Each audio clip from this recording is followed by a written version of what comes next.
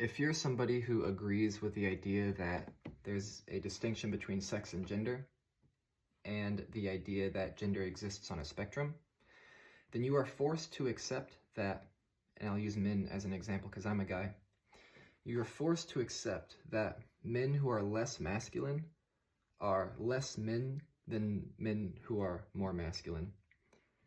And this also applies to attractiveness. And this is where this seems like a really hard pill to swallow for the progressives. Because attractiveness is a variable in gender expression, how attractive you are and how masculine you are if you're a guy are similar things. Same thing with femininity. If you're a woman and you're attractive, you're more likely to be feminine. If you're a man and you're attractive, you're more likely to be masculine. If you're an ugly guy, you're less likely to be masculine, right? So I'll use women as an example here. If you're a woman who's a biological female who identifies as a woman, so you're a woman through and through, all right? But you're not that attractive, you are less of a woman than women who are more attractive than you. And some of them might not even identify as women. That's how crazy it is. Okay, so to get to that conclusion, we need to air out the progressive answer to the question, what is a woman? A woman is somebody, irrespective of what chromosomes they have, who identifies with and visually represents the characteristics commonly associated with the female sex. And for this to make sense, there needs to be an important distinction between sex and gender, sex being biological, gender being a social construct. And a byproduct of that is that gender has to exist on a spectrum. And by the way, this is why people on the left sometimes are hesitant to give a precise answer as to how many genders they believe there are, because in a sense there's infinite, because there's an infinite number of ways in which you can express your gender in a social and cultural context, and likewise there's an infinite number of points that you can plot on a linear graph. And a linear graph is just a spectrum. And so if you're somebody who doesn't fall so easily into the two gender categories, then you're going to fall at some point, at some precise point on the gender spectrum that's a byproduct of your unique gender expression. So in a sense, you have your own unique gender that no one else in the world has. Okay.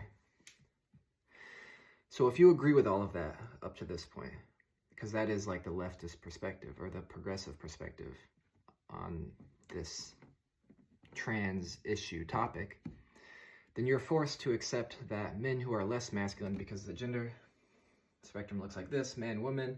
In the middle, you got like non-binary / like androgynous, I guess.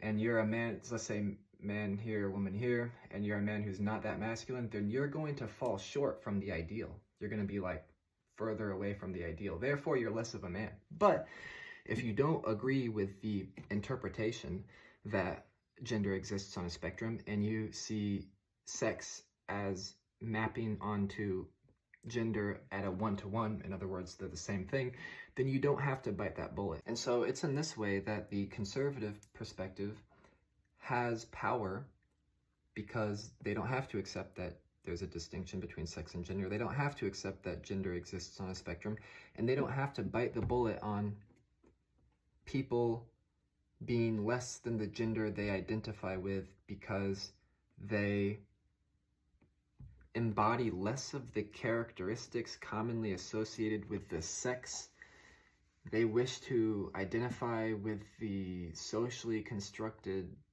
elements of. If I said that correctly, it's fucking insane that it has to be that complicated. And then we have the progressive perspective, which is naturally more complicated, more nuanced. I mean, it's the progressive perspective, and it doesn't preclude trans people from society. It attempts to describe them. So there's a lot of power there, but they have to bite that bullet. It's my view that both of these perspectives are neither right nor wrong. They're both but interpretations. And I think it's really important to have this type of discussion as political division gets worse, because we have to acknowledge that there's never going to be a common ground. The gap between these perspectives is never going to be fully bridged. The best we can do is get each side to admit that the other side is just an interpretation and that they're neither right nor wrong, and to love one another despite our differences in interpretations. Yeah.